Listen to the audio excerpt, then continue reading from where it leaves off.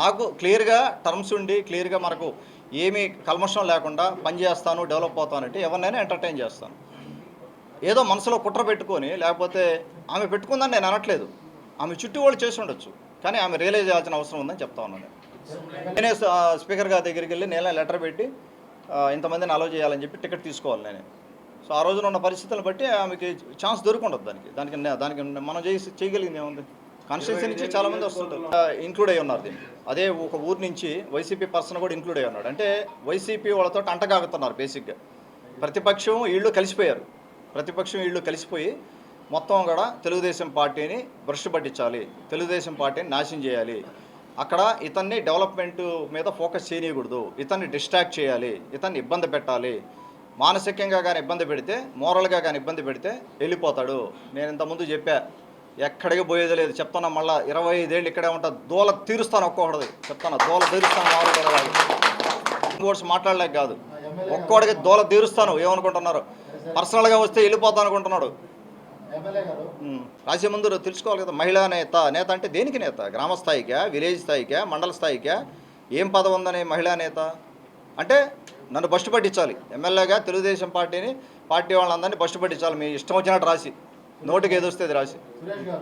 ఒక పెన్షన్ కార్యక్రమానికి వెళ్ళినప్పుడు ఆమె హస్బెండ్, ఆమె పిల్లల వీడియో ఉంది ఆన్లైన్లో నా దగ్గర కూడా ఉన్నాయి వీడియోలు. కావాలంటే మీకు జహీర్, మన టెక్నికల్ పర్సన్ ఉంటాడు ఇక్కడ, వీడియోలు కావాలంటే జహీర్ అన్ని షేర్ చేస్తాడు. 3 వీడియోలు ఉన్నాయి నా గురించి, బర్త్డే విషెస్, లేకపోతే నా గురించి మంచిగా మాట్లాడింది. కానీ అక్టోబర్లో నా బర్త్డే ఇప్పుడు 19th సెప్టెంబర్ 2024, 19th సెప్టెంబర్ 2024లో మీకు కావాలంటే ఒక వీడియో ఇస్తాం. ఇది అయిపోయిన తర్వాత, ప్రెస్ మీట్ అయిపోయిన తర్వాత వీడియో చూడండి మీరు. ఇప్పుడు అన్ని టైం లేదు కాబట్టి 5-6 నిమిషాలు ఉంటుంది ఆ వీడియో.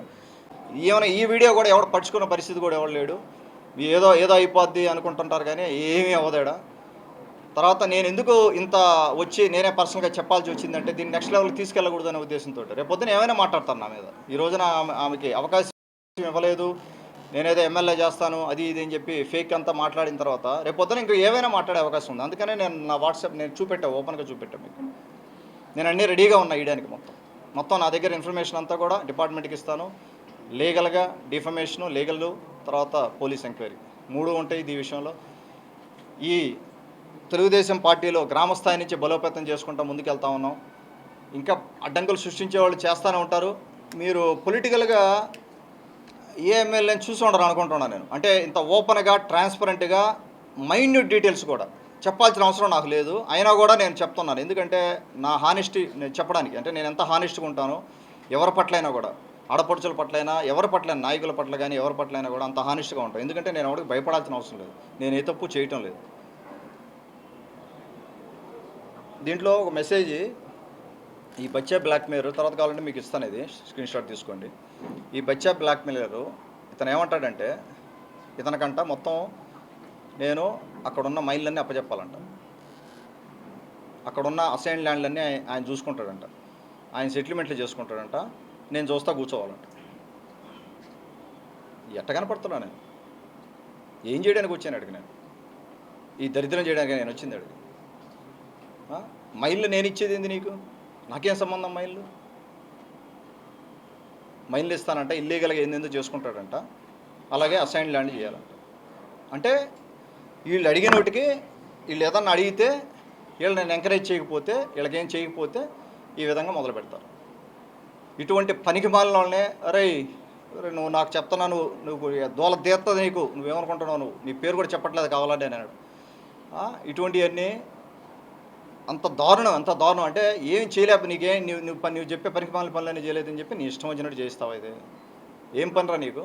ఆ ఫ్యామిలీతో ఏం పని? ఆ ఫ్యామిలీని నాశనం చేయడానికి కాకపోతే నువ్వు, అమ్మాయి చదువుకుంది, ఆ కుటుంబాన్ని నాశనం చేయకపోతే నీకు ఎట్లా బాగుపడతావు నువ్వు? నాకు అర్థం కాదు. నువ్వు కానీ నీ వెనకాల ఉన్న నీ ప్రొడ్యూసర్ పెద్ద మనిషి ఉన్నాడు, తెలుగుదేశం పార్టీ పెద్ద మనిషి ప్రొడ్యూసరు, ఎట్లా బాగుపడతారా మీరు? నాకు అర్థం కాదు.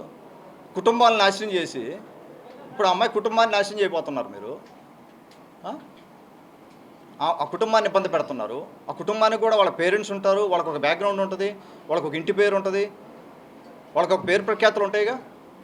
వాళ్ళని కూడా నాశనం చేయడానికి తయారయ్యావు నువ్వు. ఏమనుకుంటున్నారా నువ్వు? దేవుడు పైన చూస్తున్నారు అనుకుంటున్నావు. మొత్తం అన్నీ సెటిల్ చేస్తారు రే, ఏది వదలరు. భగవంతుడు మొత్తం సెటిల్ చేస్తాడు నీకు అన్నీ. నువ్వు 18 నెలల నుంచి నువ్వు అడిగిన చేయలేదని చెప్పి నేను 18 నెలల నుంచి నువ్వు నీ వెనకాల ఉన్న పెద్ద మనిషి మీ ఇష్టం వచ్చినట్టు వీడియోలు చేసి రోజుకి ఈ బచ్చా బ్లాక్మెయిలరు 200 మందికి మొత్తం ఫార్వర్డ్ చేస్తారు. నా దగ్గర మొత్తం ప్రింట్అవుట్ స్క్రీన్ షాట్లు ఉన్నాయి. మొత్తం బ్లూ మీడియా ఛానల్స్కి అన్నిటికీ, మొత్తం సాక్షికి, అన్నిటికీ వాళ్ళు ఎవరైతే సపోర్ట్ చేస్తున్నారో వాటన్నిటికీ కూడా ట్రాన్స్ఫర్ చేస్తూ ఉంటారు. 200 మందికి ఫార్వర్డ్ చేస్తూ ఉంటాడు ఈ పనికిమాల న్యూస్ అంతా.